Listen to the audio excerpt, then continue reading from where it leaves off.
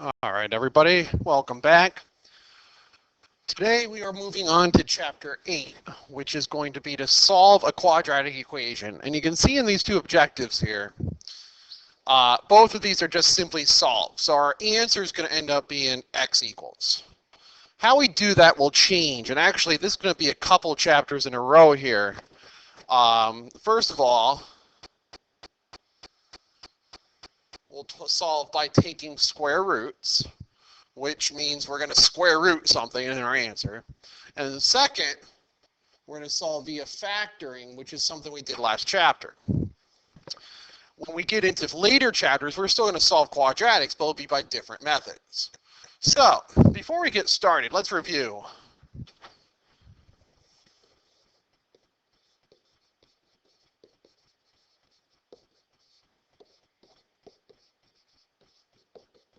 What is a quadratic function? Well, in standard form, it was a function that basically had an x squared term in it. Right there, that's what makes it a quadratic. It has something squared in there. Now, we usually will also have a term with just an x, and then finally we'll have a term that has no x, it's just, 5 or 10 or whatever there.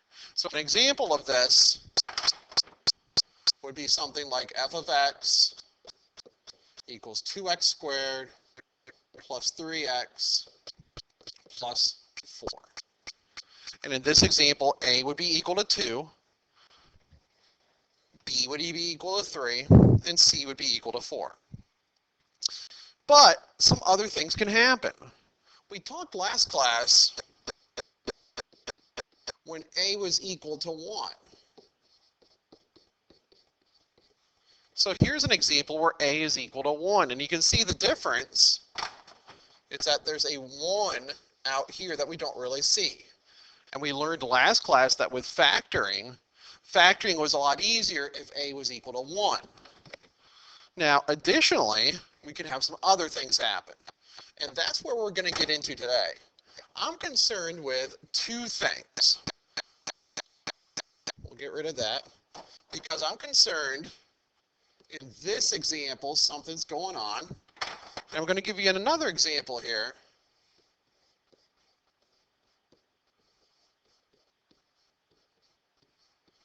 Where something else has happened. And look at this. What am I missing here? Well, I'm missing that middle term. I'm missing b. So in this case, b is equal to 0. And in this one, it's basically equal to anything. So it's not 0. Well, it turns out that in this chapter, that one difference is going to determine how we solve this. So these are the different ways we can view quadratic functions. Just as a review of graphing, remember that what we are going to find here, no matter what b is we're looking at a quadratic. And what we're talking about when I say solve is right here. The solutions are the x-intercepts. X-intercept, x-intercept. And that's what we're really finding. When I say find the solutions, I'm saying find the x-intercepts of the graph. So let's get started. In the first section, we're going to be solving by taking square roots. Well, it turns out that all of these examples, and we can see right here in 1 and 2, are going to be examples where b is equal to 0. And because b is equal to 0, that means we're going to solve by square roots. It just makes it a lot easier to go through and solve when we recognize, oh, this is set up to do a certain thing. So the first step, if you don't recognize that these are b equal to 0, the first step, no matter what, will be to set my equation equal to 0. So in number 1, to do that, I'm going to have to add 371 to both sides.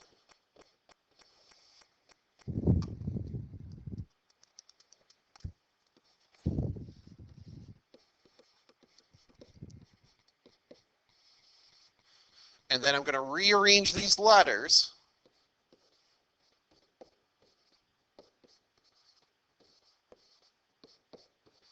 so that this is now in standard form. Remember, standard form is something squared, the regular variable, and then the number, A, B, and C in order. And the reason we write it in standard form is because now it's a lot easier to see, oh, wait a minute, B is equal to 0.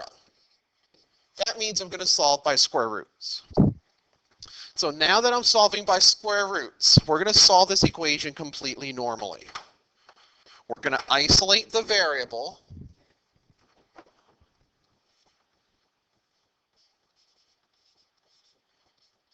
So let's get the variable by itself.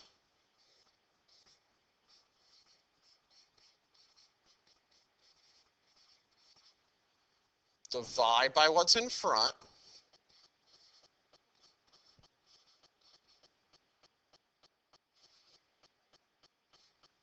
Like so. And now, to undo the k squared, my job is to square root both sides. And when I square root both sides, hence taking square roots, this will become k, and this becomes plus or minus square root of 61. We add the plus and minus because when we add a square root, we don't know if we want the positive or negative values. And at that point, it's probably good to clear up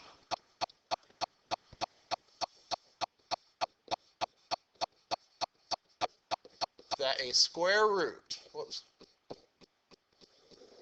that if I take the square root of 4, I'm looking for what number times itself, what number squared equals 4. Well, you probably already know that the square root of 4 is 2 because 2 times 2 is 4. Well, it turns out the square root of 4 is also negative 2 because what is negative 2 times negative 2? Well, it's still positive 4. So we want to remember that if we're going to add a square root, we want to take into account that now this number right here, whoops, there it is, can be positive or negative. So we just add a plus or minus sign. That's just our notation that that answer is actually two answers. It's actually square root of 61, comma, negative 61.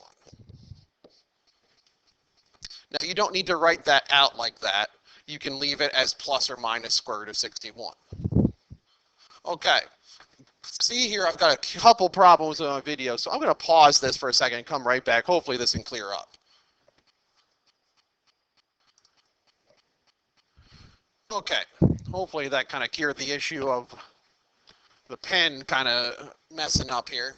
But you can see, when we are doing this, all we're doing is isolating the variable and then square rooting both sides. So this part here, where I was getting it in standard form first, is not actually going to be necessary. I was doing that to illustrate that b is 0.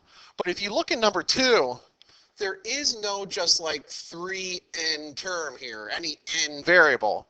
So you can see that b has to be equal to 0. So actually what we can do is simply start off by solving for this. So I'm going to subtract 1.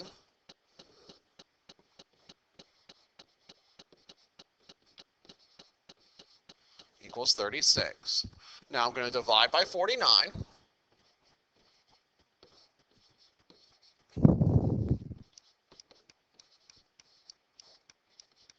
Now, here, when I square root both sides, we're going to have to actually simplify it. The square root of 61 did not simplify, but this square root does. So n is equal to that, which ends up being where you kind of square root really the top and bottom. So we just kind of square root both the numerator and denominator equally. And don't forget, we still want our plus and minus sign here because we did add a square root. Okay. Let's go to the next page. And you can see that the first 20 are all just that we're going to square root both sides and then simplify. So, number 5, I'm going to subtract 1 from both sides.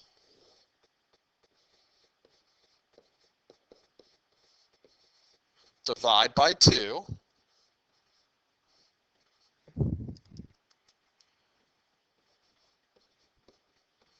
And now here something happened. When I square root both sides, I get square root of 54. Now, I'm actually all right you leaving it as that, but we're going to actually simplify these radicals. And this is a whole extra kind of unit here, where what we're going to do is you're going to see this written as simplest form. So we're going to take that radical and say, okay, well, 54 breaks down into square root of 9 times square root of 6. Well, that's really equal to plus or minus 3 square roots of 6. And that's going to be our answer. Now, I'm okay with you leaving this as square root of 54. I'm illustrating it here that you will see this on a multiple choice test written like that. So the question is, how do you know that your 54 is the same thing as 3 squared root of 6? Well, when you get to a multiple choice test, I would want you to put this in as a decimal and convert it. So early on, we're not going to worry about simplifying the radicals. As we get moving, we are going to have to simplify those. So be a little careful that those are coming, and I'm going to start doing it early on, nice and easy. So how did I go about doing that? Well, I said 54 was the same thing as 9 times 6, and I did that because I can take the square root of 9 evenly. Let's watch what happens in the next few. When I subtract 9 or add 9 to both sides,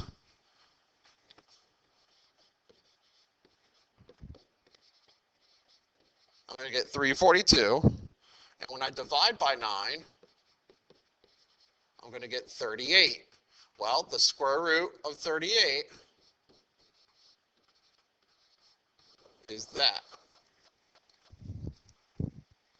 Now, that does not simplify, that does not break down into a number that I can take the square root of, so I'm going to leave it like that.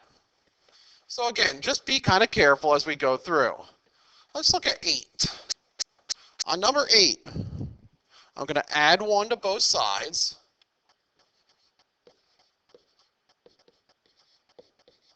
And now when I divide by 3, I'm just going to get that, which actually comes out nice and easy as 19.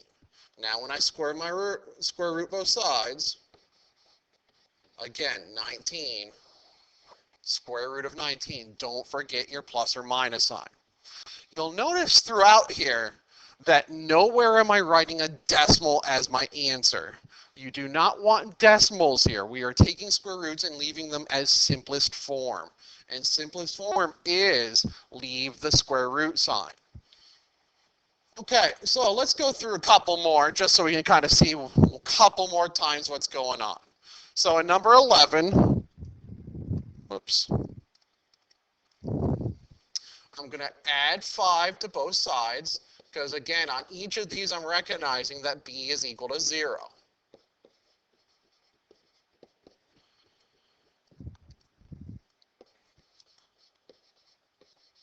Okay, now I'm going to divide by -7.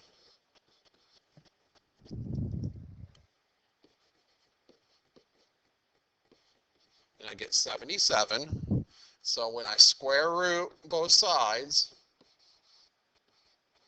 I'm left with that. And again, 77 does not break down into anything that we need to worry about simplifying. So we're good to go.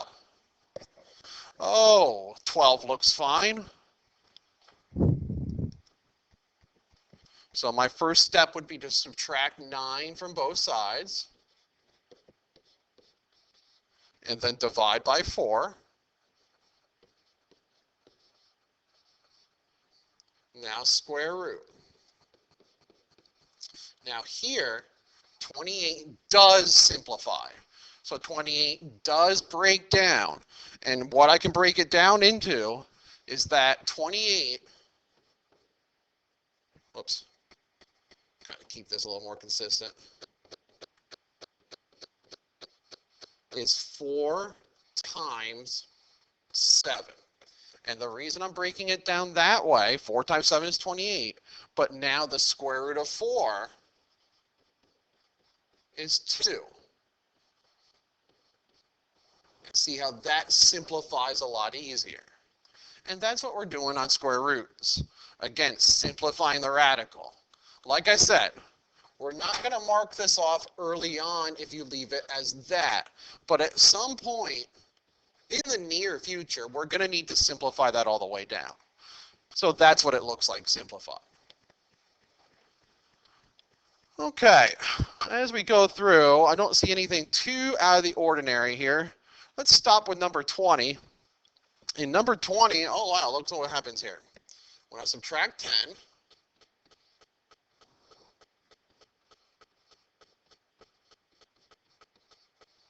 get that. I'm going to divide by 100. And sometimes this will throw people off. The square root of 1, when I square root both sides, is that. Don't leave it like that. Actually put that simplified out. And you'll be done. All right. So take a look at the rest of these, and we'll be back in a couple minutes to finish it up. When we move on, we'll move on to factoring, and hopefully we'll finish this chapter pretty quick. All right. Good luck.